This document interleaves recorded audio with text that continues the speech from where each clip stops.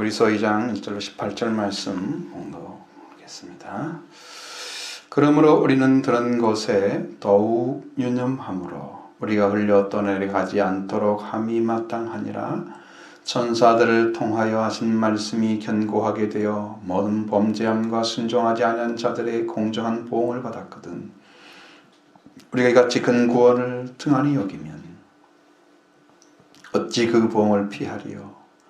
이 구원은 처음에 주로 말씀하신 바요 들은 자들이 우리에게 확증한 바니 하나님도 벼들과 기사들과 여러 가지 능력과 밑자기의 뜻을 따라 성령으로 나누어 주신 것으로서 그들과 함께 증언하셨느니라. 하나님이 우리가 말하는 장차 올 세상을 천사들에게 복종하게 하심이 아니니라. 그러나 누군가가 어디서 증하나 이르되 사람이 무엇이기에 주께서 그를 생각하시며 인자가 무엇이기에 주께서 그를 돌보시나이까. 저를 잠시 동안 천사보다 못하게 하시며 영광과 존귀로 관을 씌우시며 만물을 그 발 아래 복종하게 하셨느니라 하였으니 만물로 그에게 복종하게 하셨은저 복종하지 않은 것이 하나도 없어야 하겠으나 지금 우리가 만물이 아직 그에게 복종하고 있는 것을 보지 못하고 오직 우리가 천사들보다 잠시 동안 못하게 하심을 입은 자 곧 죽음의 고난 받으심으로 말미암아 영광과 존귀로 관을 쓰신 예수를 보니 이를 행하심은 하나님의 은혜로 말미암아 모든 사람을 위하여 죽음을 맛보려 하심이라. 그러므로 만물이 그를 위하고 또한 그로 말미암은 이가 많은 아들들을 이끌어 영광에 들어가게 하시는 일에 그들의 구원의 창시자를 고난을 통하여 온전하게 하심이 합당하도다. 거룩하게 하시는 이와 거룩하게 함을 입은 자들이 다 한 근원에서 난지라. 그러므로 형제라 부끄러우시기를 부끄러워하지 아니하시고 이러시되 내가 주의 이름을 내 형제들에게 선포하고 내가 주를 교회 중에서 찬송하리라 하셨으니 또다시 하셨으며 또다시 내가 그를 의지하리라 하시고 또다시 볼지어다 나와 및 하나님께서 내게 주신 자녀라 하셨으니 자녀들은 혈과 육에 속하였음에 그도 또한 같은 모양으로 혈과 육을 함께 지니심은 죽음을 통하여 죽음의 세력을 잡은 자 곧 마귀를 멸하시며 또 죽기를 무서워함으로 한평생 매여 종노릇하는 모든 자들을 놓아주려 하심이니 이는 확실히 천사들을 붙들어 주려 하심이 아니요 오직 아브라함의 자손을 붙들어 주려 하심이라. 그러므로 그가 범사의 형제들과 같이 되심이 마땅하도다. 이는 하나님의 일에 자비하고 신실한 대제사장이 되어 백성의 죄를 속량하려 하심이라. 그가 시험을 받아 고난을 당하셨은즉 시험 받는 자들을 능히 도우실 수 있느니라. 아멘. 히브리서 1장에서 분명하게 아들과 천사를 대비하면서 어떤 차이를 가지고 하나님께서 그 아들을 나타내게 하시기 위해서 일을 행하셨는지를 보여주고 있습니다. 그 말씀으로 가득 차 있는데 1장 1절부터 14절의 말씀에 기록된 그것이 하나님께서 마지막 날에 아들을 통해서 주시는 것이 만유였다 그랬어요. 만유란 단어는 우주에 존재하는 모든 것이 만유인 것이죠. 만유의 제 상속자로 세우시고 또 그가 그로 말미암아 세계를 탁 지으시고 창조주죠. 상속자, 만유의 상속자, 창조주로 이시다고 증언하고 있습니다. 하나님의 찬란한 영광의 빛이라고 가르쳐주고 있습니다.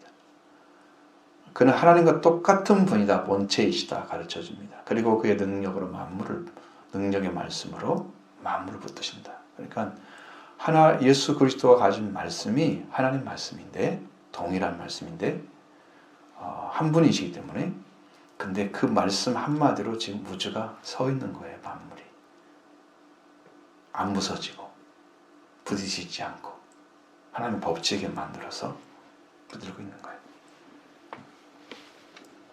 그는 죄를 정결하게 하는 능력을 가지고 계십니다. 그리고 그는 크신 하나님의 우편에 앉아 계시는 분이다. 그러니까 이 아들에 대해서 정확하게 하나 가르쳐 주시는 말씀을 그대로 듣고 그대로 믿어야만이 이 구원이 이루어져요. 여러분들이 이렇게 어떤 사람에 대해서 이야기를 했을 때 그분이 그런 사람이구나. 이걸 듣고 어떻게 해요? 인정하죠? 받아들여지죠? 그러면 그 사람과 관계가 올바로 되는 거예요. 그 대신에 그 사람이 참 증언한 사람과 똑같아야만 돼요. 그죠? 이선적으로 전해줬으면 안 되겠죠? 그러나 정확히 그 사람이 그 사람이라면 그 사람과 좋은 관계 만들어요. 우리가 하나님의 아들이 이런 분이다라고 얘기를 계속 했을 때 그분이 그분이라고 믿어드리면 그분과 관계가 만들어져요. 여러분이 믿게 되면. 그러면 여러분이 구원을 하나님께서 주시도록 길을 열어주시는 거예요. 그러기 위해서 1장이 필요한 거죠. 지금 그러므로란 말, 이브리서 2장 1절에 처음에 나오는 그러므로란 말이 거기 지금 그걸 증언하기 위해서 지금 이 말씀을 드리고 있는 것입니다. 그러니까 분명하게 예수 그리스도 어떤 분인가. 그래서 이분은 천사들과 비교할 수 없는 분이다. 대체로 이렇게 생각합니다. 구약은 천사가 전해준 말씀이고 신약은 아들을 통해서. 그러니까 아들은 이제 우리에게 나타나시는 아들은 하나님이시죠. 아들을 통해 주신 말씀이 비교가 될 수 없는 거죠. 비교를 한다는 것은 이상한 거예요. 왜? 그들은 영체이죠. 하나님은 만드신 분이세요. 그 천사들도 사람도 비교가 될 수 없는 거죠. 이 아들은 천사보다 아름다운 훨씬 뛰어난 그런 기업을 아름다운 이름을 기업으로 받으셨다. 어떤 것이 기업이 뛰어난 기업이냐 그러면 그가 하나님의 아들이라는 것을 받았기 때문입니다. 여러분이 하나님 나라에 가서 들어가서 얻을 수 있는 기업은요, 여러분이 아들이 되면 얻어요. 아들 외에는 없어요. 아들이 안 되고 다른 것을 받을 수가 없어요. 그냥 아들이에요.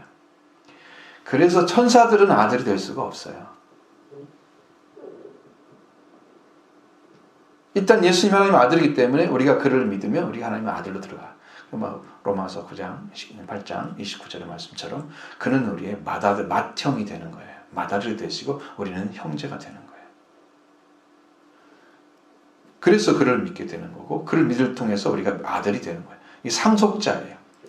아들은 천사들이 경배할 대상입니다. 비교 대상이 아닌 거예요. 그 아들이 가지고 있는 것이 얼마나 크냐 그러면 그의 보좌는 영영하다, 영원하다.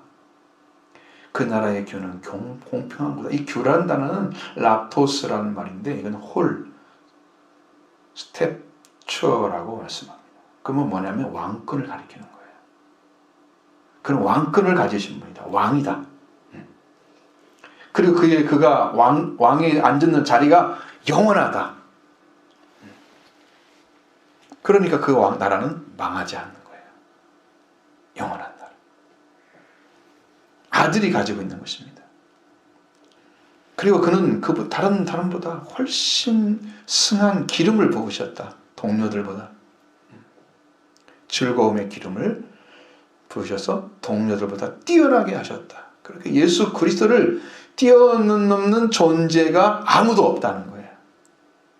인간에 대해서 오셨지만, 인간에 대해서 아들로 오셨지만 그를 뛰어넘는 어떤 존재도 없다는 거예요.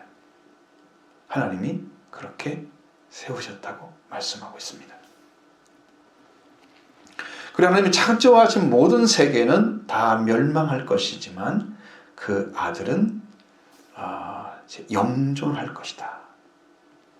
그리고 만물은 다 옷같이 갈아입을 것이고 의복처럼 다 갈아입어야 될 것이지만 그는 여전해서 그 연대가 다함이 없다. 무슨 말이냐? 이것은 그분은 여전히 그 끝이 없이 살아계시면서 왕권을 가지고 다스리시는 하나님인 것을 증명해 주고 있습니다.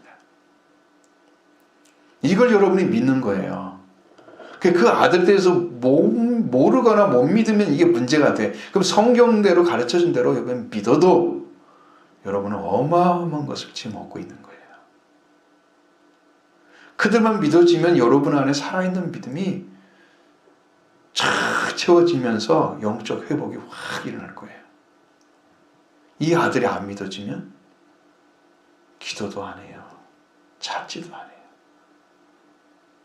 믿음은요, 하나님께서 여러분에게 주고자 하는 모든 능력과 은혜의 통로예요.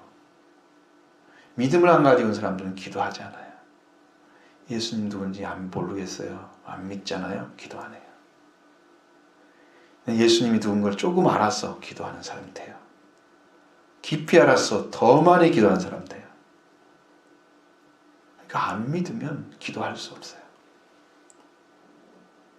이것을 믿어야만이 그분을 붙들게 되는 거예요. 창조물들은 다 옷같이 다 낡아져 버릴 것입니다. 그렇지만 더 낡아지고 옷같이 낡아지고 의복같이 갈아입어야 되지만 그의 횟수는 끝이 없는 분이시다. 원어는 그렇게 나왔습니다. 그의 해가 횟수가 있는데 그 횟수가 끝이 없다. 여러분, 우리가 세월이 아무리 흘러가도 끝이 없다면은 이건 이 세상에 시간을 잴 수 없는 거죠. 그걸 영원이라고 합니다. 영원하신 분이다. 그리고 시편 110편 1절의 말씀, 110편 1절의 말씀을 인용을 해서 히브리서 1장 13절에는 내가 네 원수로 내 발등상이 되게 하기까지 넌 내 우편에 앉아 있으라 라고 말씀하십니다. 여러분, 여기에서 이 13장 1장 13절에 보면 거기는 누가 누구에게 앉아 있으라 그럽니까? 히브리서에 나온 것은 내가라고 써 있죠. 원래 시편 110편 1절에는 주께서 내 주께 이렇게 돼 있어요. 여기 내가라고 하는 분은 여호와고 네 원수에서 너는 아들이십니다. 천사에게 너라고 하지 않아요. 천사는 하나님이 부리시는 영이에요. 명령하지 않아요. 자, 이제 그 아들이 어떤 위치를 차지하고 하나님 보좌 우편에 앉아 계시죠? 원래 하나님으로 돌아가시다는 의미입니다. 무엇을 마치고 이 땅의 십자가 부활의 권세를 통해서 마귀를 완전히 무효화시킨 권세를 무효화시키고 하나님 우편에 계시는 분이십니다. 하나님께서 그의 능력을 사용해서 인류를 다 구원을 할 때까지 그 능력을 사용하시겠다는 거예요. 십자가의 부활의 능력은 이 땅에 마지막 한 사람 구원시키는 그 사람까지 사용하실 거예요. 마지막 한 사람까지. 그리고 예수님이 나중에 하나님 되시는 거예요. 완전하게.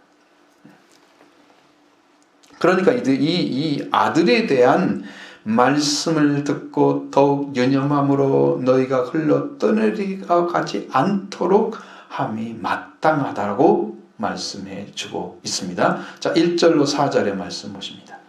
그러므로 우리가 들은 것에 더욱 유념함으로 우리가 흘러 떠내려가지 않도록 함이 마땅하니라. 천사들을 통하여 하신 말씀이 견고하게 되어 모든 범죄함과 순종하지 아니한 자들이 공정한 봉을 받았거든. 우리가 이같이 큰 구원을 등한히 여기면 어찌 그 봉을 피하리요. 이 구원은 처음에 주로 말씀하신 바요 들은 자들이 우리에게 확증한 바니 하나님도 부적들과 기사들과 여러 가지 능력과 및 자기의 뜻을 따라 성령이 나누어 주신 것으로서 그들과 함께 증언하셨느니라. 아멘. 자, 우리가 들은 것에 대해서 아들에 관한 들었죠? 들었습니다. 1장을 읽고 또 읽어서 그분이 누군가, 그 아들이 누군가, 그 말씀을 여러분 안에 딱 들어오게 되면, 우리 안에 들어오면 저와 여러분들이 이 말씀을 깊이 받아들여서 이 말씀을 더욱 유념해서 우리가 흘러 떠내려가지 않도록 함이 마땅하다. 이 말은 이제 조금 이제 연약하죠. 좀 약해요. 말씀이. 자, 1절의 말씀 이렇게 말하는. 그러므로 우리를 들려주었던 것을 통하여 더욱 진지하게 결코 떠내려가지 않도록 주의하여 반드시 마음을 돌려야 한다. 이렇게 되어 있습니다. 훨씬 말이 많죠. 왜? 그 단어의 의미가 그렇게 커요. 근데 한 단어로만 딱 이렇게 해석을 하니까 이 말이 이해가 안 되면서 그게 무슨 말인가가 조금 약하게 들려지는 분이에요. 우리한테 들려줬던 말씀들을 통해서 더욱 진지하게 결코 떠내려가지 않도록 주의해서 반드시 마음을 돌려야 한다는 거예요. 그에게 또 지금 그 아들에게 들려줬던 그 아들에게 돌려야 한다는 거예요. 이 말씀은 아들을 찾는 자는 회개하라고 강조하고 있습니다. 마음을 돌려야 한다고 그러잖아요. 회개란 말을 사용하지 않았는데 이게 회개를 하는 거예요. 이 말씀에는. 반드시 돌려야 돼, 마음을. 이게 이 마음을 돌려서 하나님께 가는 이 턴이 안 되거든. 유턴이 안 되면 세상으로 그냥 가는 거고, 유턴이 되면 하나님 아들로 찾아가게 되는 거예요. 유턴하는 것이 여러분이 인생이 세상을 향해서 나갔던 그 심령들이 하나님께 돌아가는 거예요. 마음을 돌리는 거예요. 유턴하기 바랍니다. 아들을 향하시기 바랍니다. 그게 여러분이 살 길입니다. 성경이 들려주는 말씀입니다. 그리고 우리에게 더욱 주셨던 말씀들, 그 아들에 관해 들려줬던 그것을 통하여 더욱 진지하게 결코 떠내지 않도록 주의해서 반드시 마음을 돌려야 한다라고 이야기하고 있는, 강조하고 있는, 우리의 심령이 그렇게까지 해서 그 아들을 붙들어야 된다는 거예요.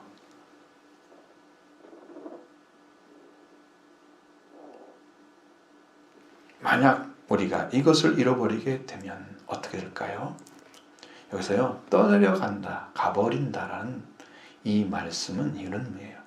가까운 거리에 있는 안전한 정박지를 그냥 지나쳐 떠내려가는 것을 말하고 있습니다. 자, 정박지라는 것은 이제 강물이 흘러가는데 거기에서 배가 머물 수 있는 안전한 곳을 정박지라고 합니다. 그러면 세상은 흘러가고 시간도 흘러가고 세월이 흘러가는데 내가 안전한 정박지인 그곳에 딱 안착하지 않으면 우리는 계속 떠내려가게 되는 거죠. 그러면 구원도 떠내려갑니다. 구원하신 분을 못 찾고 세상을 살아버리는 거예요. 흘러가 버리는 거죠. 우리에게 반드시 안전한 정박지는 있습니다. 정박지가 있습니다. 이 말씀 마치 배가 낯을 내리고 머무르는 곳은 정박지에 머물러야 한다. 그것은 안전합니다. 그 정박지를 간다고 하면 더 이상 구원을 받는 일은 없을 것입니다. 왜? 그분에 대해서 정확하게 말씀해 주는데 그걸 믿지 않고 흘러보낸다는 것은 여러분 주님에 대한 예의가 아니에요. 그가 생명받쳐 우리를 구하러 오신 그 은혜를 얼마나 값없이 여기면 그분을 그렇게 대하고 있어요. 그래서 이 안전한 정박지는 우리 주 예수 그리스도이신 하나님의 아들이십니다. 이분에게 머물러야 합니다. 그렇지 않는 자들의 신앙이 어떻게 되어 다루어지는지를 보십시오. 2절로 3절의 말씀에 천사들을 통하여 하신 말씀이 견고하게 되어 모든 범죄함과 순종하지 아니한 자들이 공정한 보응을 받았다.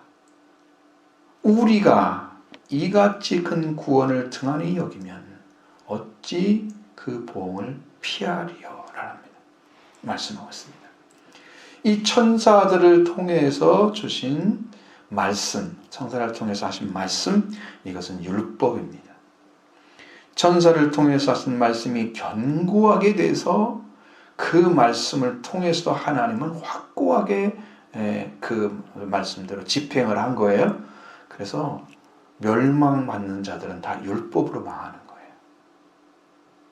로마서 2장에 말씀하신 것처럼 율법을 행한 자는 율법으로 망하고 알지 못하고 율법을 행한 자는 변명하고 거기에 대해서 무슨 말을 하지만 율법 아래 있는 자들이잖아요. 결단코 구원에 이를 수가 없는 거예요.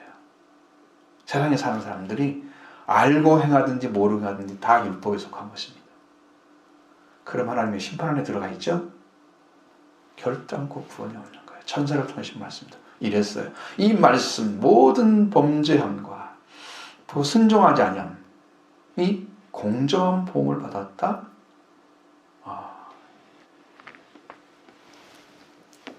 그러니까 하나님은 한치의 오차도 없이 바르게 율법을 시행하신 것입니다. 왜? 하나님 주신 거잖아요. 우리 법이 아니죠. 하나님 주신 법이죠.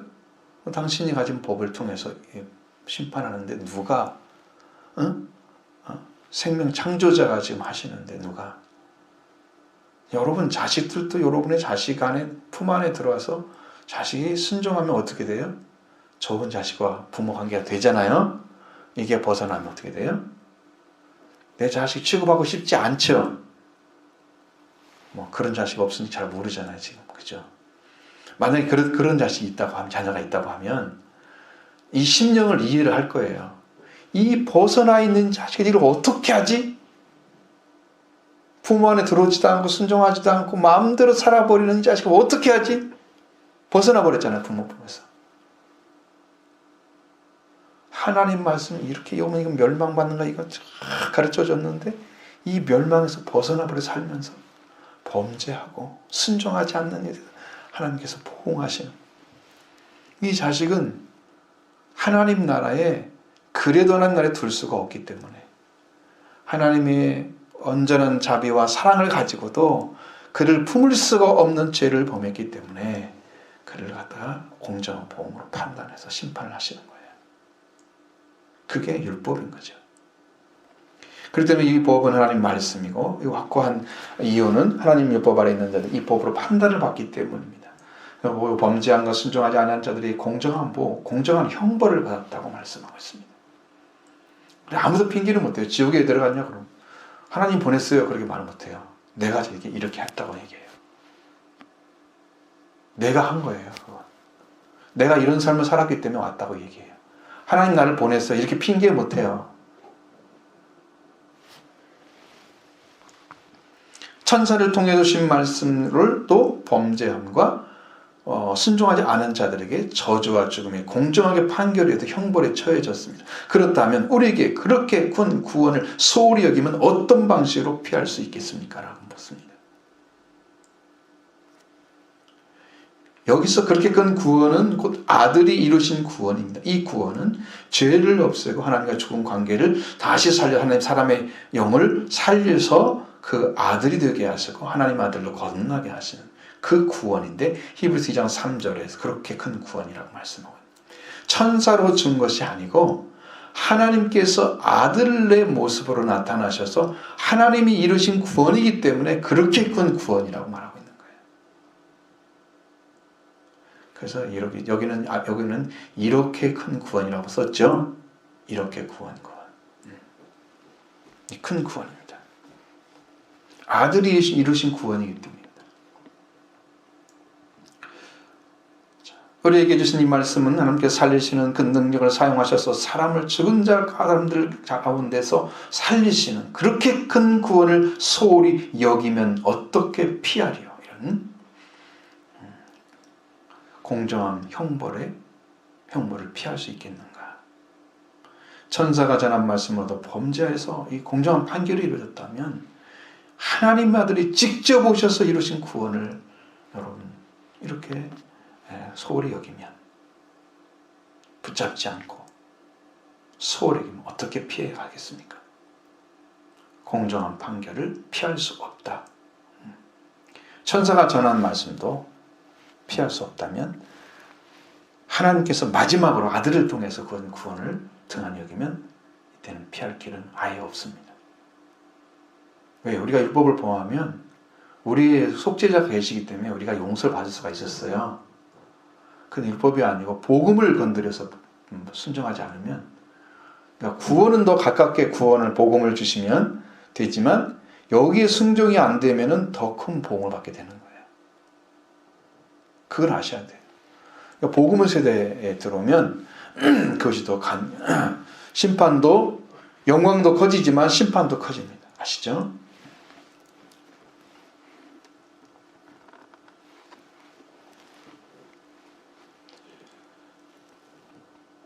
여러분들은 이제는 정신을 바짝 차리고 이 복음을 믿고 순종해야 됩니다.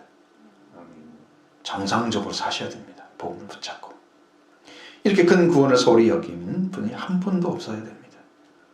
이건 주님의 명령입니다. 그렇게 하시길 바랍니다.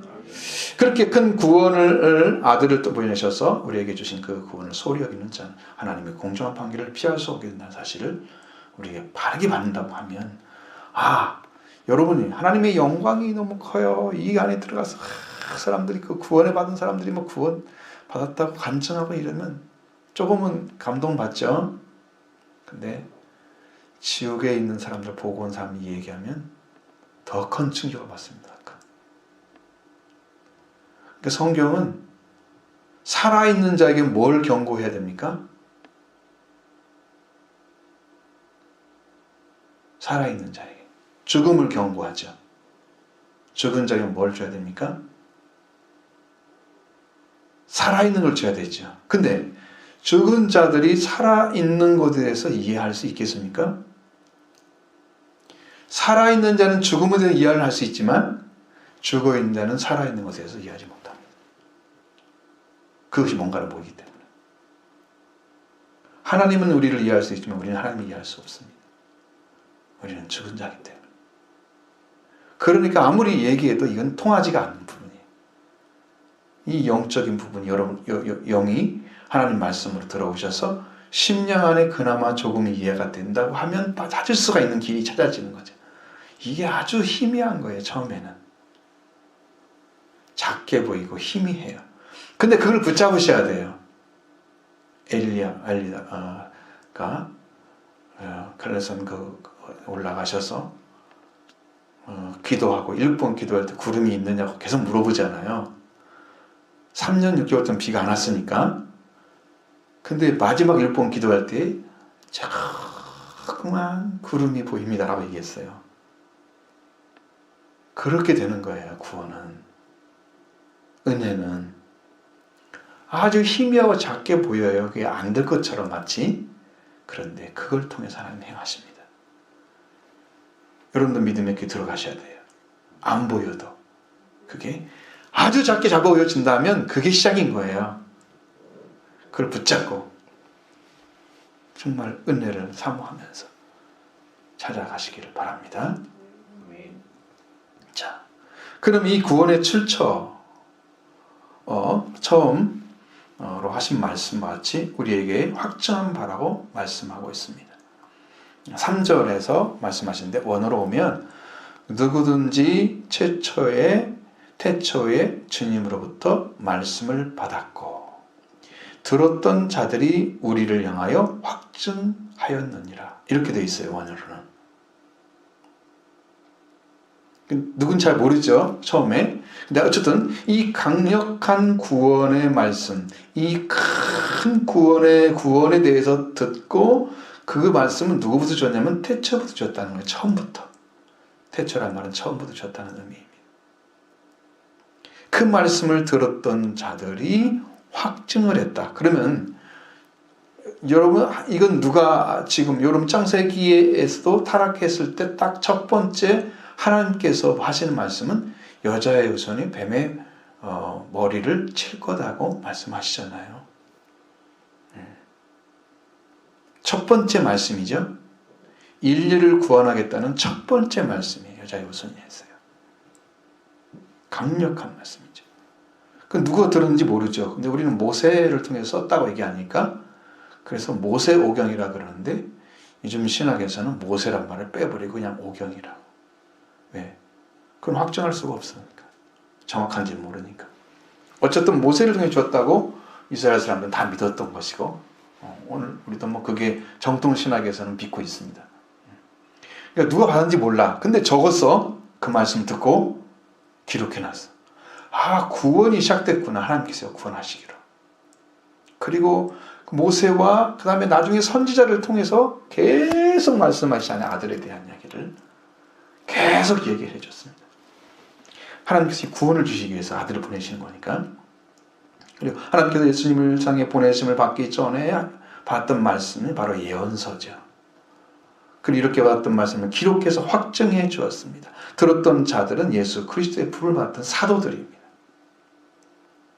확정한 사람들이. 신약의 사도들이 예수님께 들었던 말씀을 확증해 주셨습니다. 예수님은 구약의 말씀에 하나님 자기를 위한 말씀, 자기의 이렇게 기록된 말씀을 이렇게 말씀하시고 그 말씀을 확증해 주시고 또 그렇게 사도를 통해서 확증해 주셨습니다. 이렇게 확실하게 전해진 말씀이 곧 우리 안에 우리가 들어야 했던 말씀이고 그 말씀 우리가 들은 말씀입니다. 근데 이거보다 더 중요한 또 하나가 또 있습니다. 이 큰 구원에 대해서 하나님도 확증해 주셨다는 거예요. 그럼 어떻게 확증했을까? 근데 그거 보면은 예수님이 행하신 것이 하나님이 하신 거예요. 표적들과 기사들과 여러 가지 능력. 그 다음에 나머지는 자기의 뜻을 따라 성령이 나누어 주신 것을 통해서 그들과 함께 증언하셨다. 그럼 예수 그리스도도 표적과 기적과 능력을 통해서 여러 가지 능력을 통해서 다 나타내셨죠. 내가 누구다? 하나님의 아들이다. 그 나와 아버지는 하나다. 하나님이라고 증언한 거죠. 그리고 그가 나눠진 성령을 받은 사람들이 또 예수님은 죽어서 부활하셨다가 증언하는 이런 사람들이 또 확증했죠. 그것을 확증해주는 사람들이 계속 나타났어. 그래서 오늘 우리가 이 말씀을 믿고 있는 것입니다.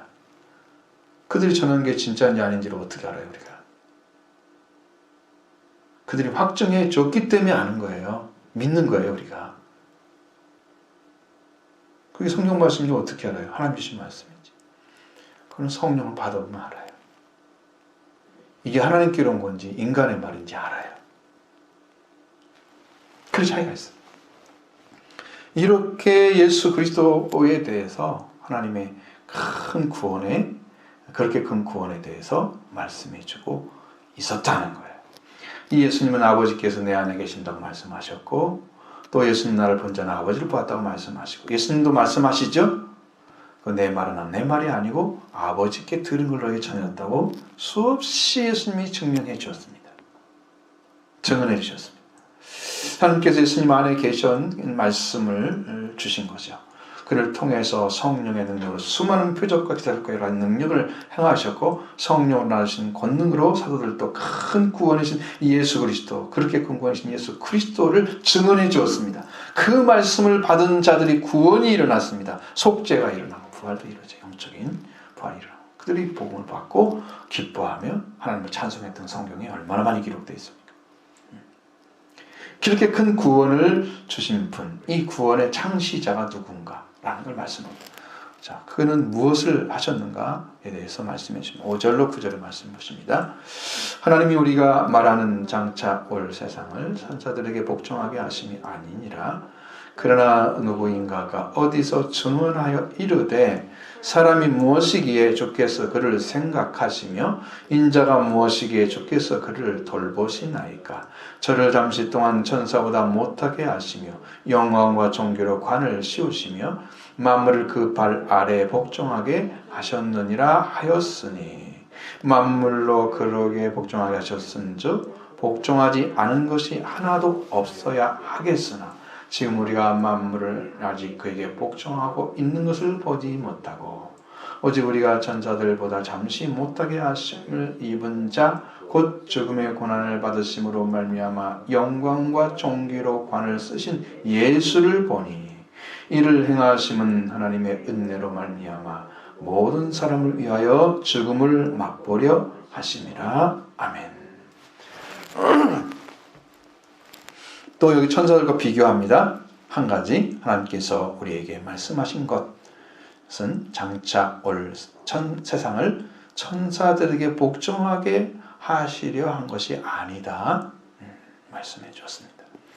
장차 올 세상 누구에 복종하게 하실 거예요?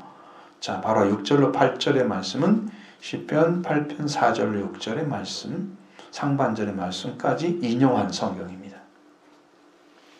시편 8편을 찾아보십시오. 그러면 거기에 4절로 6절의 말씀을 같이 읽으셔야만 됩니다. 그래야 이해할 수 있습니다.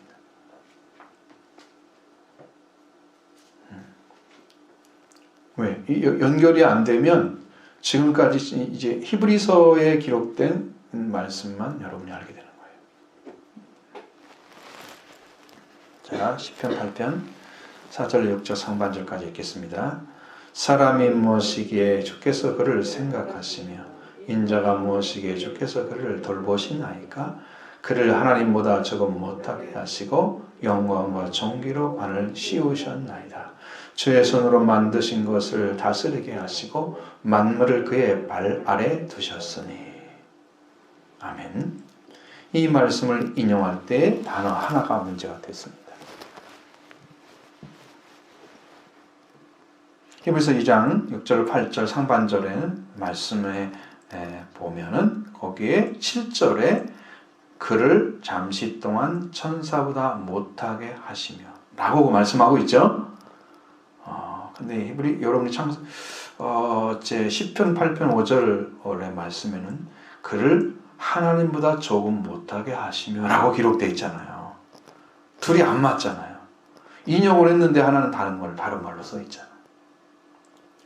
그리고 개역 개정 성경에는 천사라는 단어를 이제는 하나님으로 바꿨다는 걸 볼 수 있습니다. 그리고 여기는 난주처럼 해가지고 조그만하게 쓰이는 거 보면 천사라고 또 써 있죠? 그거 쓰면 안 돼요. 그건 잘못된 거예요. 왜 그렇게 쓸 수밖에 없냐면 70인역 성경 때문에 그런 거예요.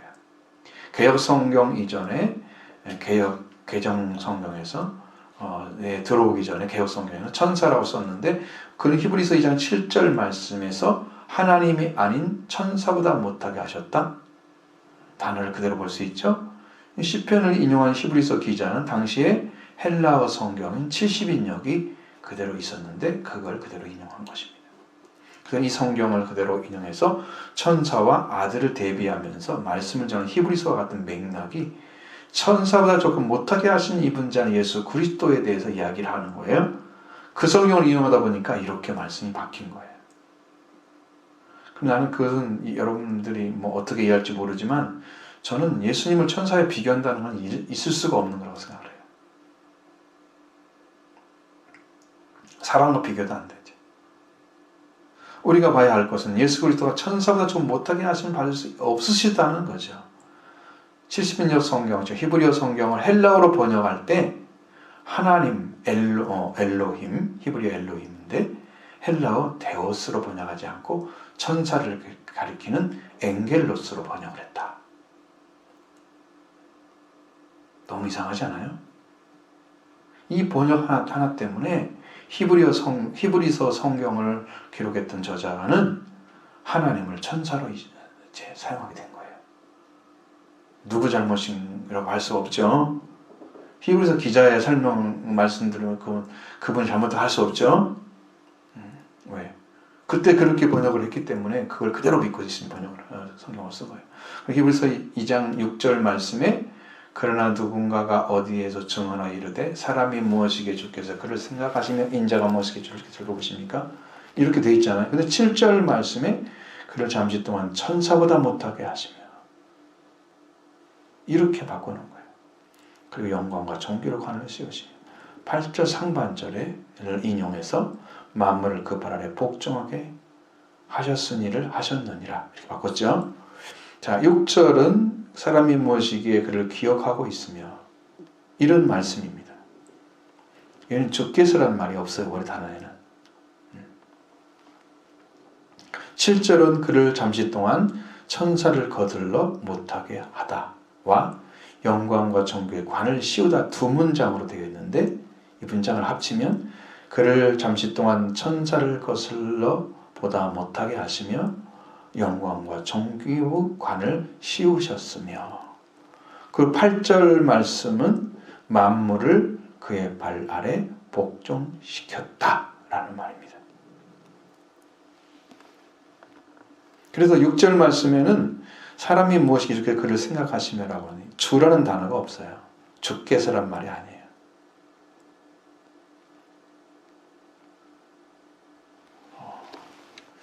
그러면 이제 여러분에게 말씀드릴 것은 이거예요. 시편 8편 5절부터 하나님보다 잠시 못하게 하셨다는 말씀이 무엇을 말씀하시는지에 대한 이야기예요. 잠시 동안 하나님이 잠시 동안 하나님보다 못하게 하셨다는 그 자리에 어떻게 떨어졌는가라는 거죠. 여러분 시편 8편에서 4절의 말씀 안에는 사람이라는 단어가 들어있죠. 인자라는 단어가 있죠. 잘 따라오셔야 돼요. 여러분 이거 못 들으면 무슨 말인지 나중에 이제 몇 마디만 알 거예요. 왜 이렇게 길게 장시간 동안 이야기를 하고 있는지 잘 여러분 이해는 못할 거예요.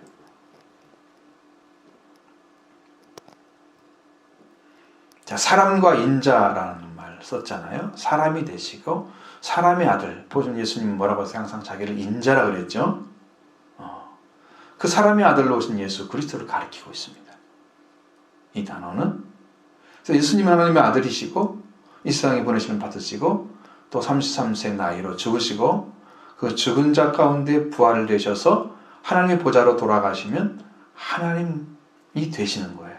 근데 하나님보다 좀 못하게 되신 거예요. 그 예수님이 땅에 오시고 죽으시고 부활에 이룰 때까지 그 기간에 걸친 하나님은 하나님보다 좀 못하게 하신 거예요. 구약에 이미 예수님에 대한 예언이 기록되어 있는 거예요.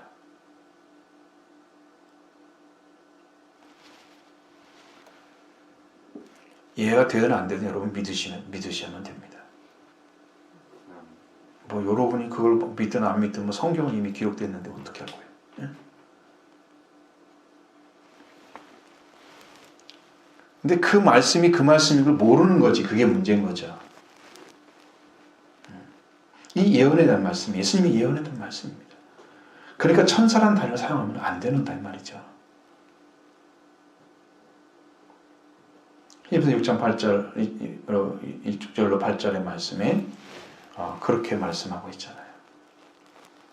이제 예수님이 이제 영광과 존귀의 관을 쓰셨다. 그리고 만물을 그 발 아래 복종시켰다고 말씀하고 있잖아요. 자, 하나님과 좀 못하게 하시는 기간 동안에 예수님이 버림받은 것처럼 사람들에게 짓밟히고 이사야 53장에 나온 모습처럼 예수님 사람들이 버림받고 정말로 보잘것없는 사람이에요. 흠모할 만한 아무것도 가지지 못한 연한 순처럼 나타나시고 끌려가는 돌쟁이에 끌려가는 양처럼 그는 끌려가서 죽으시고 변명하지 않잖아요. 양이 돌쟁이에 끌려가는데 변명하지 않죠. 끌려가죠. 자, 예수님 죽으심이 그런 모습으로 나타나는데 그보다 좀 못하게 하신 예수님은 죽음을 가리키는 거고 영광과 존귀의 관을 씌우셨다는 것은 예수님이 죽은 자 가운데 부활되심으로써 영광과 존귀의 왕관을 다시 얻으신 거예요. 예수님이 부활되심으로써 하나님이 되셨다는 사실을 말씀하고 있는 거예요. 이게 여기에 숨겨져 있는 진리예요. 왜? 사람들은 지금 여러 예수님에 대해서 계속 하나님의 아들이라고만 인식을 하고 있어요.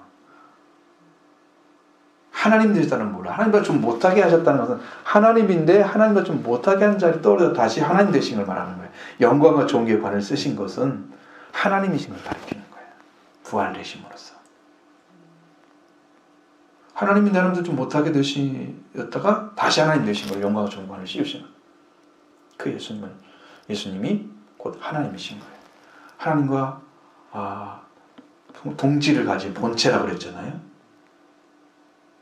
하나님과 똑같은 본질. 예수님 그렇게 말씀하셨어요. 아주 우리가 이해가 잘 안 될 정도로 아버지께서 내 것을 가지고 증언하신다 그랬어요. 아니 아들이 되신 분이 내 거라고 그러는 거예요. 아버지 것을.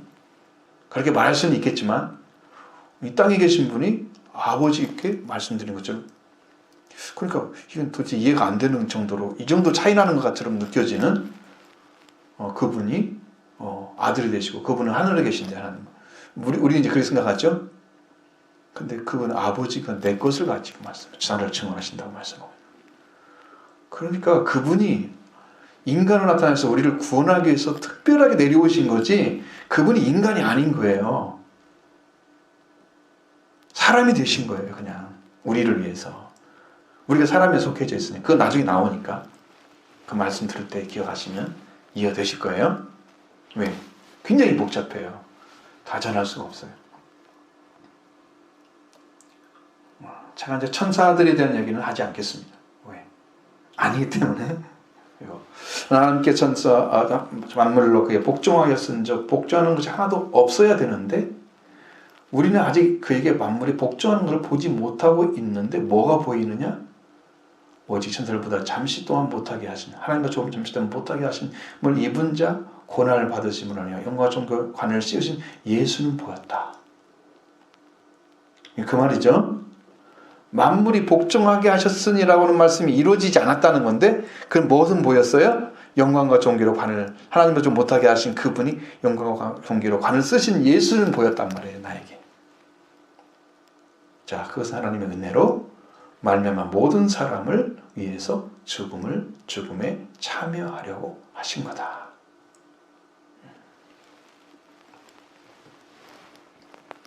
죽음에 참여했다는 기간은 3일이잖아요. 죽음을 맛보신 거죠.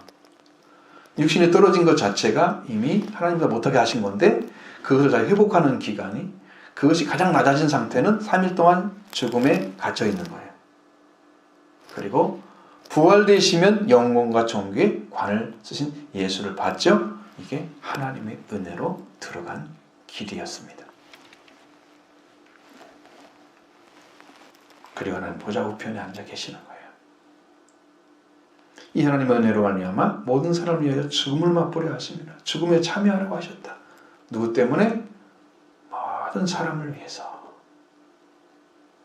예수님 하나님도 인간의 죽음이 어떤 것인가를 당신은 말씀하셨잖아요. 정령 너희가 반드시 죽는다. 내가 이 선악을 열매를 먹으면 죽는다. 근데 그 죽음이 뭔가를 하나님 직접 땅에 오셔서 체험을 하시는 거예요. 잠시 동안 죽음에 참여하신 거예요. 그럼 인간의 죽음을 아신 거잖아요. 하나님도.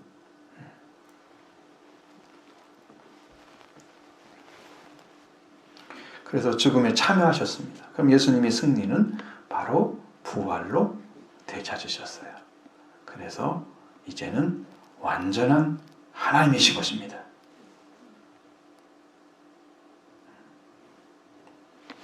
쭉 따라오셔야 돼요. 여러분 딴짓하고 있으면 아무것도 못 알아들어요. 자, 10절 말씀 첫 절에 잘못된 번역이라는 말씀에서 말씀드렸는데 자, 여기 얼마나 차이 난가 보세요. 자, 10절 말씀. 그러므로 만물이 그를 위하고 또한 그로 말미암은 여러분 읽어보세요. 계속.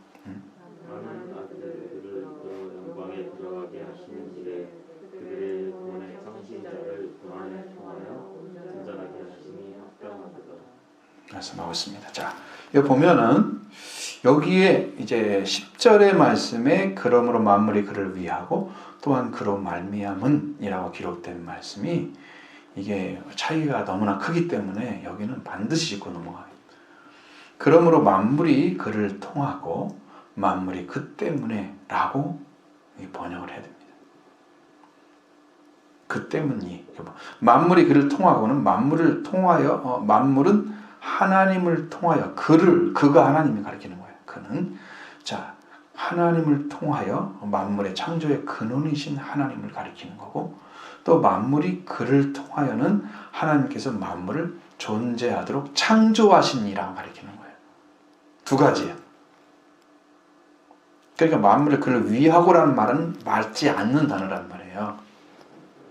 예전에 성경은 잘 번역했는데 그걸 바꿔버려가지고 번역을 이상하게 만든 거예요.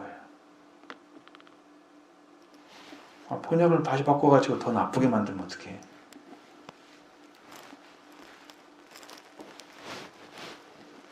자, 그분이 누구라고요? 하나님이시라.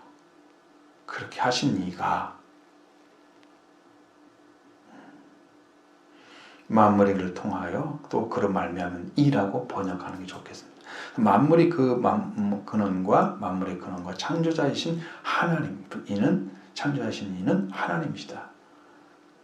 자, 그 창조의 근원이시고 만물 창조이신 하나님이 어떻게 하신다? 하나님께서 많은 아들들을 이끌어 영광에 들어가게 하시는 일에 그들의 구원의 창시자를 고난을 통하여 완전하게 온전하게 하심이 합당하다라고 말씀해 주고 있습니다. 근데 이 말씀은 많은 아들들을 이끌어 영광에 들어가게 하시는 일에 그들의 구원의 창시자를 고난을 통하여, 이건 이제 죽음을 말하는 거예요. 저는 죽음을 통하여 이렇게 읽습니다. 온전하게 하심이, 자, 이건 죽은 자 가운데서 부활되심으로써 하나님께서 죽음에 속한 자가 아니고 죽음을 이긴 완전한 자가 되게 하신 거예요. 고난을 통해서 고난을 통과하면서 구원의 창시자가 그 다음에 부활을 이루심으로써 완전하게 되셔서 우리가 그를 믿으면 구원을 받습니다. 이렇게 이루어졌어요. 구원이. 자, 그분을 여러분이 십자가 부활을 통해 이루신 그 예수를 믿는 것이 여러분의 신실한 믿음입니다. 여기서 창시자란 말을 써서 구원의 창시자, 처음 시작하신 분을 가리킵니다. 구원을 처음 시작하신 분. 근데 그러면 예수님이 오시기 전에 사람들은 어떻게 했어요? 언제부터 일어났어요? 자, 예수 그리스도의 구원은 창조 이후에 타락한 아담 때부터 시작됐습니다. 에덴 동산에는 생명과와 선악과가 있었습니다. 그 생명과가 예수 그리스도를 가리킨다는 거예요. 그러니까 선악과를 따먹고 생명과를 먹으면 영원히 마귀와 같이 영적으로 변질된 상태로 살기 때문에 쫓아내버린 거잖아요. 거기서 추방을 시켰습니다.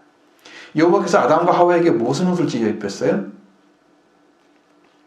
가죽옷. 가죽 자체가 예수 그리스도를 가리키는 것입니다. 노아에게는 번제단이 있었죠. 하나님께 그 구원받은 후에 나타나는 그 기쁨을 전하시기 위해서. 아브라함에게 뭐가 있습니까? 수대양이 있었습니다.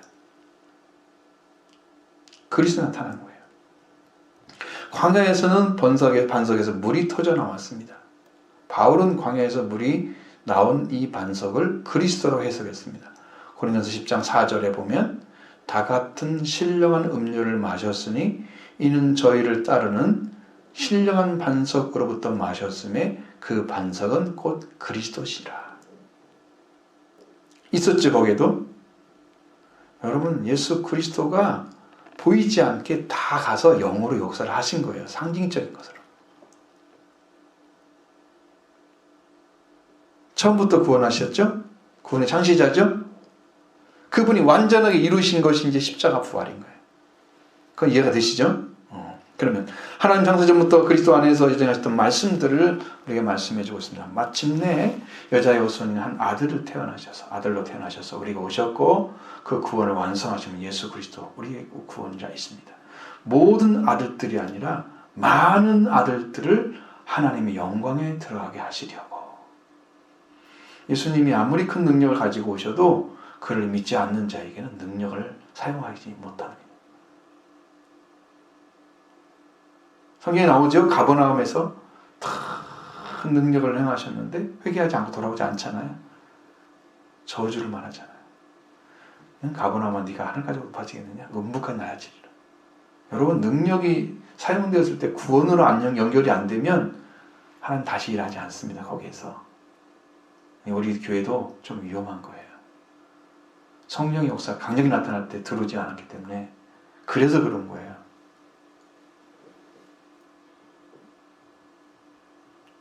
이렇게 구원의 장치를 통해서 죽음을 통해서 참여하게 하셔서 부활하게 하심으로써 완전하게 하셨습니다.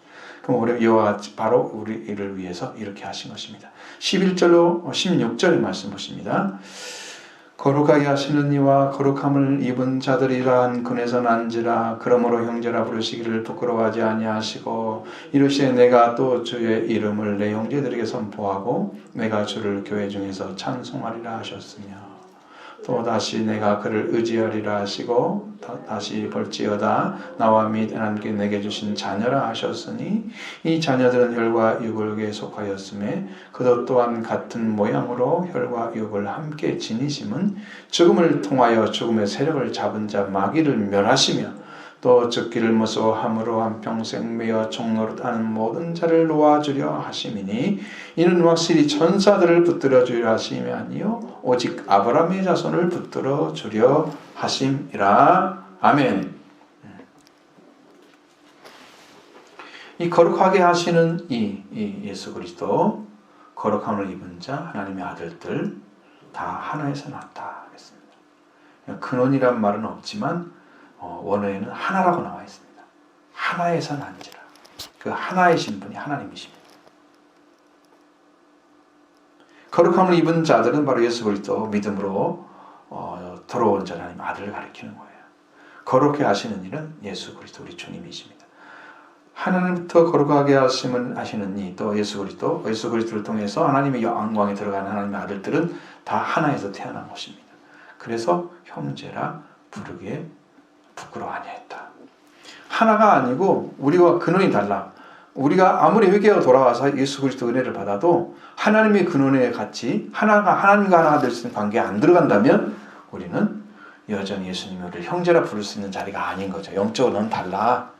너는 우리 형제가 될 수 없어. 주님이 너를 형제라 부를 수가 없는. 근데 본질이 같아진 거예요. 그래서 예수님이 우리를 형제라 부르신 겁니다. 하나님께서 거룩하게 하시기 위해서 보내심을 받은 아들 예수 그리스도 그리스도이신 예수님이 그러면 하나님의 아들이 된 자들을 형제라 부르는 부끄러워하지 아니했다. 예수님 아들이 되셨죠. 우리 형제가 됐습니다. 자, 여기에서 시편 22편 22절의 말씀을 인용합니다. 자, 내가 주의 이름을 형제들에게 선포하고 회중 가운데서 주를 찬송하리다. 근데 시편 22편에 보면은 22절의 말씀에서 그 단어를 봐야 됩니다. 왜 그러냐 그러면 거기 단어는 사용할 때 내가라는 단어를 사용하면 시편 22편은 이게 이제 메시아 시편입니다. 그러니까 이 내가 주의 이름을 형제들에게 선포하고 했을 때 여기 내가라는 분이 누구를 가리키냐면 바로 예수 그리스도를 가리키는 거예요. 왜? 메시아 시편이기 때문에 거기는 메시아를 가리키는 거예요.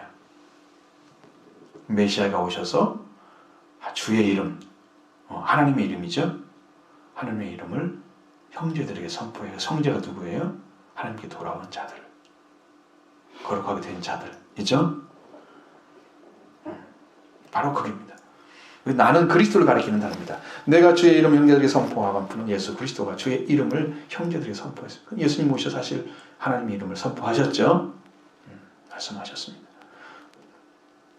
또 내가 그 그리스도께서 내가 곧 그리스도께서 주를 교회 중에서 선포할 것이다. 찬송하리다 하고 말씀하셨습니다. 하나님의 찬송이 되게, 하나님의 이름이 찬송이 되게 예수님은 말씀하신 거죠. 그 때문에 예수님을 통해서 형제인 우리에게 주의 이름, 여호와 이름을 선포하게 하시려고 이 세상에 오셨고 예수님께서 주를 교회 중에서 찬송하게 하시려고 이 세상에 보내심을 받은 것입니다. 우리가 주의 형제가 되는 것은 그의 부활의 주님으로 인해서 주시는 은혜이며 기름 부음입니다. 형제로 세워진 거예요. 자, 그래서 13절의 말씀에 또 이렇게 말씀합니다. 내가 그를 의지하리라. 이건 누굽니까? 이사야 8장 17절의 상반절의 말씀입니다. 거기는 뭐라고 되어 있냐면 여호와를 나는 기다리며 그를 바라보리라. 여호와를 나는 기다리며 그를 바라보리라. 그것을 갖다 여기서 내가 그를 의지하리라 라고 번역을 했어요. 인용을 해서 여기서 내가 누굽니까? 하나님의 아들로 오신 예수 그리스도가 그를 의지하여 주 하나님을 의지하리라 라고 말씀하셨죠. 그리고 또 볼지어다 나와 및 하나님께 내게 주신 자녀라고 말씀하신 말씀은 이사야 8장 18절 상반절의 말씀에 기록된 말씀을 그대로 인용했는데 많이 달라요. 보라 나와 및 여호와께 내게 주신 자녀라, 자녀들이라고 여기까지만 인용을 한 거예요. 나머지 그 말씀이 있죠. 그런데 나와 및 하나님께 내게 주신 자녀라 이 말씀은 이사야가 누구한테 얘기하냐면 그 당시에 끝까지 신앙을 버리지 않고 남아있던 자들, 그를 이사야의 아들 스알야습과 마헬살랄 하스바스와 이사야의 제들에 관해서 말씀하시는, 히브리서는 그걸 가지고 와서 그리스도의 모형으로 삼고 있는 거예요. 그러니까 지금 이게 누구예요? 이사야와 이사야의 아들들이죠. 나와 및 하나님 내게 주신 자녀들이다. 그거 누구라고요? 이사야와 그의 아들들 스알야습과 마헬살랄 하스바스라는 아들들이에요. 그러니까 가족의 이미지를 통해서 이사야는 그리스도를 말하고 있고 내게 주신 자녀는 이사야의 자녀들, 이 가족의 이미지죠. 이것이 이사야가 그리스도를 상징하는 사람으로 만들고 아들들은 그리스도를 통해서 믿는 자들로 만들어서 가족의 이미지가 되죠. 이게 바로 이걸 통해서 친밀한 결속을 강조하고자 가져온 거란 말이에요. 이 성경으로. 그러니까 우리가 예수를 믿게 되면 우리도 가족적인 관계가 이루어지는 거예요. 하나님께 주신 자녀인 거죠. 예수님한테. 응? 하나님께 예수님한테 주는 거예요. 그래서 이제 14절 말씀으로 들어가게 되는 거예요. 이것이. 그 자녀들이잖아요. 나와 및 나에게 준 자녀, 하나님께 나에게 준 자녀들이죠. 그 자녀들이 어떻게 되어 있다고 14절에? 혈과 육에 속해 있다고 그러잖아요. 이게 성경을 여러분이 연결해서 읽지 않으면 그런 말은 따로 있는 것이고 여기 자녀들은 따로 떨어진 거 이렇게 읽으시면 안 돼요. 이게 하나를 얘기하는 거예요. 지금 인용을 했지만 하나를 이야기하고자 해서 말씀하시는 거예요. 자, 그대로 들어갔어요. 자녀들은 혈과 육에 속하였음에 그도 또한 같은 모양으로 혈과 육을 함께 지니심은 죽음을 통해서 죽음의 세력을 잡은 자 마귀를 멸하심은 이 자녀들은 하나님께서 예수님에게 준 자녀들이다. 13절의 말씀처럼 나와 및 하나님께 내게 주신 자녀, 바로 그 관계를 말하고 있는 것입니다. 하나님께서 예수님에게 주신 자녀들이 혈과 육에 속해 있었다. 그러면 혈과 육에 속해 있는 자녀들은 아직 구원받을 대상이지만 구원이 완성이 안 된 자녀들. 자녀들은 어리잖아요. 그래서 이 혈과 육에 속해 있는 자녀인 육체의 한계를 가진 자녀들, 그들을 구원하기 위해서 어떻게 해야 될까? 그래서 하나님이 인간이 되셔서 혈과 육을 함께 지니고 오신 거예요. 그들을 구원하기 위해서. 이건 다 비밀에 속한 거죠. 예수님이 하나님이라는 사실을 아는 사람은 그걸 알겠지만 그걸 모르는 사람들은 다 비밀에 속한 거죠. 그분이 구원자야? 모르겠는데 사람이잖아. 나사렛에 살았잖아. 다 그렇게 생각할 거예요. 그분이 하나님으로 이제 그리스도라는 그 기능을 하시기 위해서 예수라는 이름으로 오신 것을 알지 못하는 거예요. 그러면 이게 다 비밀이니까 이게 구원이 그래서 어려운 거예요. 이것을 알아야만 믿는데, 받아들일 수 있는데, 자, 그래서 혈과 육을 함께 지니시고, 그럼 혈과 육을 가진 자는 지금 죽음을 가진 자죠. 사람인 아담이 마귀를 이기지 못하고 타락을 했습니다. 그래서 둘째 아담인 사람이 되신 예수 그리스도가 죽음의 세를 가진 자 마귀를 이겨서 그를 믿는 믿음을 가진 우리, 바로 예수 그리스도를 믿는 믿음을 가진 우리가 마귀를 이긴 자가 되게 하시기 위해서 예수님이 마귀를 이기셔야만 되는 것입니다. 예수 그리스도의 마귀에 대한 승리가 바로 우리가 믿음으로 그걸 받아들이면 주님의 이김이 여러분의 이김이 되는 거죠. 저의 이김이 되는 거죠. 그럼 우리가 마귀를 이길 수 있습니다. 할렐루야. 이깁니다.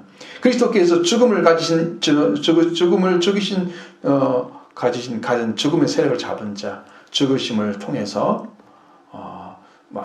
죽음의 세력을 잡은 자 마귀를 멸하시기 위해서 오신 거죠. 그럼 마귀를 멸하시기 위해서 무엇을 하셨는가? 마귀 가진 죽음의 세력을 무효화시켜 버렸습니다. 무효화. 이 무효화를 뜻하는 동사는 카테르게오입니다.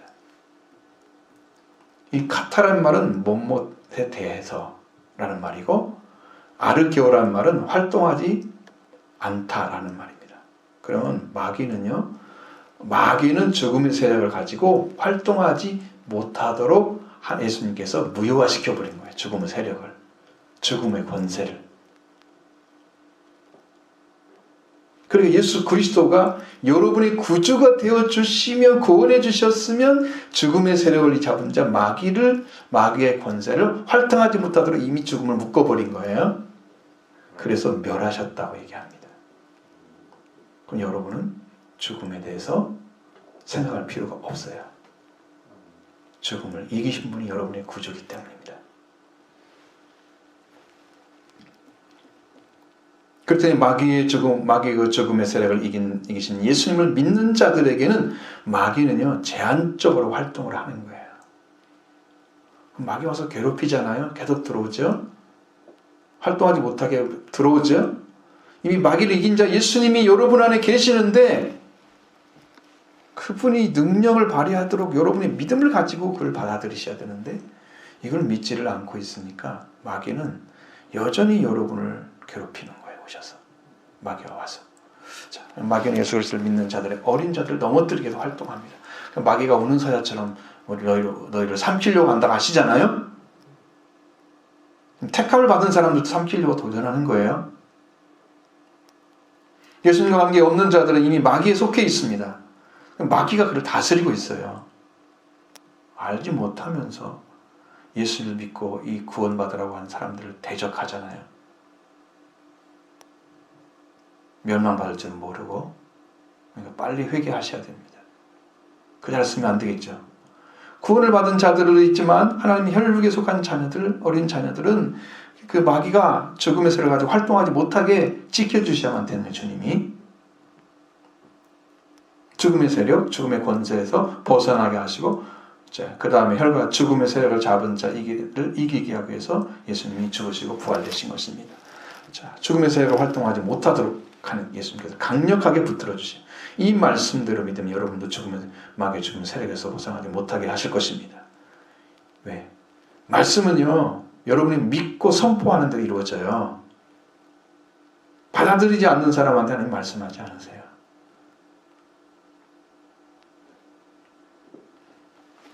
오늘 분위기가 아주 안 좋아요.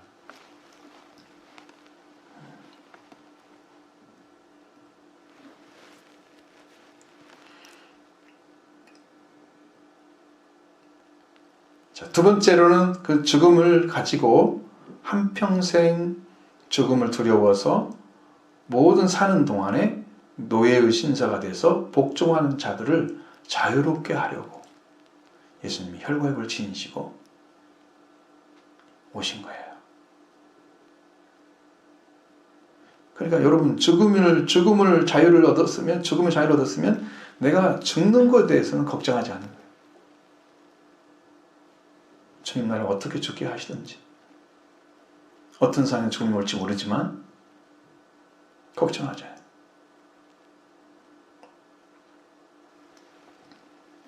그리고 우리는 마귀를 대적하게 될 것입니다. 그런 우리를 패할 것입니다. 이미 마귀는 예수님 때문에 패했기 때문에 죽음의 세력, 죽음의 권세를 사용할 수가 없어요. 그러니까 쫓아오긴 하지만 우리를 넘어뜨릴 수는 없습니다. 그렇게 행하신 것은 확실하게 천사를 붙들어 주려 한 것이 아니고 아브라함의 자손을 붙들어 주시려고 하셨습니다. 아브라함의 자손이 바로 하나님의 아들로 태어난 자들을 가리킵니다. 하나님께 돌아오지 않은 자들은요, 이스마엘로 태어납니다.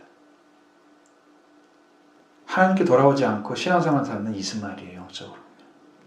율법에 속한 자입니다. 하나님께 돌아와서 태어난 자들은 이삭과 같이 약속의 자녀입니다.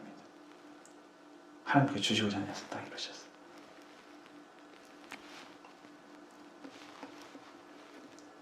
그래서 아브라함의 자손은 하나님께 돌아와서 거듭난 자들을 붙들어 주시려고 한 거죠. 천사를 붙들어 주시면 하심이 아니고요. 그리고 예수 그리스도 십자가 부활을 믿으면 거듭납니다. 여러분 잘하기 시작합니다. 예수님께 오셔서 이루신 여러분의 은혜를 여러분 다 받게 됩니다. 그 복을 받기를 바랍니다. 아브라함의 자손을 붙들어 들고 오신 거예요. 혈과 육을 지니고 오셔서 이 세상에 오신 예수 그리스도 영광 좋은 관을 입으신 종교의 관을 쓰신 예수 그리스도 부활의 주님, 죽음의 세력을 갖다 완전히 무력화시켜버리고 죽음에 매여있는 동안 사는 동안에 노예 신세에 있는 복종하는 자들을 노예 신세가 돼서 복종하는 자들을 또 자유롭게 하셔서 아브라함 자손이 되게 하시는 거예요. 그러니까 여러분이 이 구원에 들어가는 축복을 성경이 말씀하시는 대로 다 이루어질 줄로 믿습니다. 여러분이 이미 예수 그리스도께서 죽음 마귀가 가진 죽음의 세력과 권세에서 자유를 주셨어요. 여러분 축하합니다. 그 은혜를 입고 있는 여러분들이 그걸 받고 믿음으로 확증받기 위해서 기도사를 충실하게 하시기 바랍니다. 할렐루야. 그렇기 때문에 범사의 형제들과 대중이 마땅하다고 말씀하고 있으면 17절 18절 보시죠. 이게 엄청 중요합니다. 앞에 했던 말씀을 증언하시기 때문에 보십니다. 그러므로 그가 범사의 형제들과 같이 되심이 마땅하도다. 그는 하나님의 일에 자비하고 신실한 대제사장이 되어 백성의 죄를 속량하려 하심이라. 그가 시험을 받아 고난을 당하셨은즉 시험 받은 자들을 능히 도우실 수 있느니라. 아멘. 14절에 그는 앞에서 혈육을 지니신 분, 거룩하시는 이인 예수님을 가리킵니다. 17절에 처음에 그는, 이 예수님은 범사의 형제들과 같이 되심이 마땅하다. 이렇게 번역을 했죠. 그래 원어로 보면 이렇게 됩니다. 모든 일에 형제들과 같이 되어야만 했다. 그는 모든 일에 형제들과 같이 되어야만 했다. 그렇게 하지 않으면 구원은 이루어지지 않습니다. 예수님이 육신이 되어 혈과 육을 지니고 오셔서 죽으시고 부활되심으로 인해서 얻어지는 이 축복을 받아낼 수가 없어요. 반드시 그렇게 돼야만 돼요. 우리를 위해서. 그래서 그분이 그래 오셔서 대제사장이 되어주십니다. 백성의 죄를 다 속량해 주십니다. 죄에서 속한 자들을 다 돈을 주고 마치 사서 노예 문서를 없애버린 것처럼 우리의 죄를 죄의 세력의 흔적부터 다 끄집어내서 우리를 자유롭게 주신 거죠. 여러분은 자유자가 되신 것입니다. 죽음의 세력에 무력화를 시고 죽음에서 자유를 주시는 첫 번째 은혜가 속죄인 것이죠. 그 속죄의 일을 하시기 위해서 예수님이 형제들과 같이 모든 형제와 같이 되심이 되어야만 했던 거죠. 반드시 그렇게 되어야만 했던 것입니다. 그래서 하나님이 이래 자비하고 신실한 세상이 되어서 믿을 수 있는 분이죠. 자비로우신 분은 다 포함하시는 분이시죠. 여러분을 어떠한 말, 어떠한 생각 가지고 있었지라도 여러분 믿음으로 들어오시면 여러분을 다 포함해서 죄를 사하시고, 그 다음에 죄 사하신 사람 받은 사람들은 의를 찾아야 되죠. 그래서 옳은 자리에 예수 그리스도를 통해서 들어가는 길을 찾고 걸어가는 거예요. 자, 여기에 17절 중반절에 이렇게 말씀하죠. 이는 하나님의 일에 자비하고 신실한 대제사장이 되어. 왜 이 단어를 말씀하신지를 보셔야 됩니다. 그러면 여러분들이 이 말씀이 탁 들어옵니다. 이는 하나님의 일에라는 문장에서 이 원어에서는 이렇게 되십니다. 이는 하나님에게서부터의 일을, 하나님의 일이란 말로 이렇게 쓰지 않고 이는 하나님에서부터의 일, 다시 말하면 하나님으로부터 시작된 일을 가리킵니다. 뭘 시작하셨나요? 사람은 하나님부터 흙으로 사람을 만드시고 코에 생기를 넣어서 생명이 되게 하셨죠? 자, 그렇습니다. 이게 출발이에요. 혈과 육을 지닌 자녀들은 타락한 사람들. 혈관력이 진진 타락한 사람들을 위해서 둘째 아담으로 예수님은 오십니다. 이 형제들을 마귀의 죽음의 권세로부터 구하시고 구원을 받은 자들에게 자유를 주십니다. 그래서 이것을 위해서 형제들과 같이 대화만 하시는 거예요. 그 일이 누구부터 시작됐다? 그가 하나님으로부터 시작된 일을 그렇게 행하시려고 둘째 아담으로 오신 거예요. 그러니까 그 하나님의 일도 하나님으로부터 시작된 일이에요.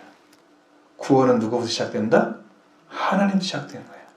사랑도 하나님부터 오신 거지만 구원도 하나님부터 오시는 거예요. 그 일을 이루시기 위해서 예수님이 신실한 자비와 신실한 대제사장이 돼서 백성의 죄를 속죄해 주시려고. 그래서 예수님 일을 하시는 거예요, 지금도. 그럼 여러분과 저희 죄가 언제 없어집니까? 예수님이 여러분의 신실하고 자비로운 제사장이 되어주시면 속죄가 될 줄로 믿습니다. 이걸 믿는 거예요. 히브리서에서는 그리스도가 제사장이 되었음을 가르쳐주고 있습니다. 대제사장이 되기 위해서 행하는 일을 하기 위해서 예수님이 사람이 되신 거예요. 멜기세덱의 제사장 질서에 의한 제사장이 되어서 레위셔파보다 뛰어난 영광을 가지고 오셨고, 예수님은 십자가에서 이루신 속죄는 속죄일의 의식보다 더 뛰어난 의식입니다.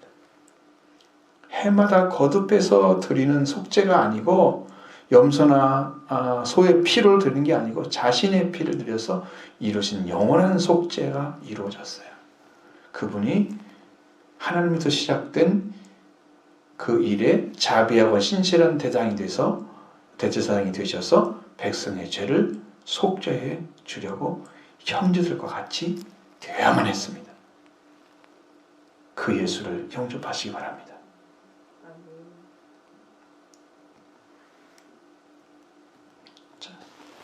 그래서 우리들을 또 형제같이 되셔서 죽음에서 무력화시키시고 죽음에서 자유를 주시고, 그리고 우리에서 우리 죄를 사해 주신 예수님이 우리와 같이 되셨으니까 여러분 그 예수님이 이루신 구원을 여러분 사용하시려면 뭐 해야 됩니까?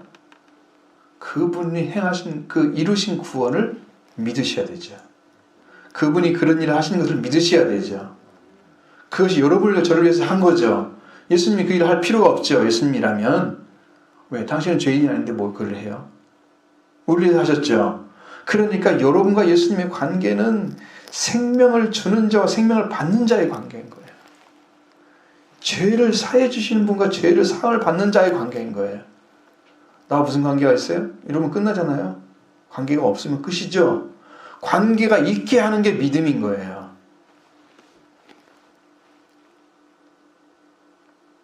그러니까 이 믿음으로 이를 받아들이는 사람이 살게 되고 은혜를 받게 됩니다.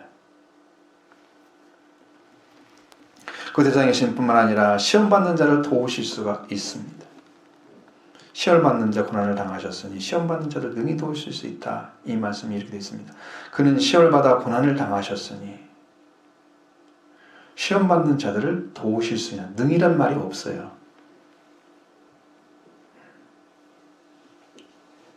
여러분이 어떤 일을 당해서 시험을 당하고 고통스러운 일이 생겼어. 마음에서부터 영적인 시험, 생활의 시험, 이런 것들이 있어.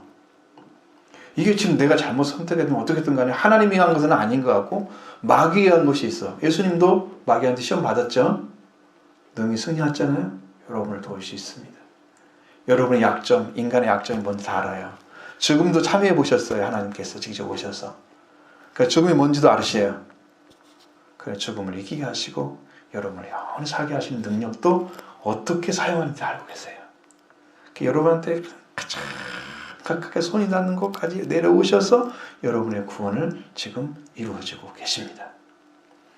그러니까 가장 가까이 계시는 거예요. 시험 받는 자 딱 보시면서 주님이 시험 받는 자들을 도울 수가 있는 거예요. 당신도 시험 받았으니까 알죠. 이렇게 강력한 구원, 큰 구원을 여러분 허락해 주시고, 그러니까 여러분이 정박지 잃어버리지 마시고 예수님께 딱 들어가시기 바랍니다. 정박지 찾으셔야 됩니다. 우리의 쉴 곳은 예수 그리스도 한 분밖에 없습니다. 그걸 구원의 창시자 되십니다. 마귀의 세력을 무력화시키기 위해서 완전히 이제 사용할 권세를 사용하지 못하게 하기 위해서 승리해 주셨습니다. 그러니까 여러분이 예수 그리스도가 오신 자체가 구원인 거예요. 예수님 자신이 복음인 것입니다. 이렇게 믿으시면 여러분은 죽음의 노예에서 해방되고 복종한 삶 살았던 그 삶에서 이제는 자유를 얻고 예수 그리스도를 통해서 하나님께 돌아오는 자녀가 된 줄로 믿습니다. 그만이 우리의 죄를 사하시고 우리를 위해서 시험에서 도울 수 있는 분이십니다. 할렐루야.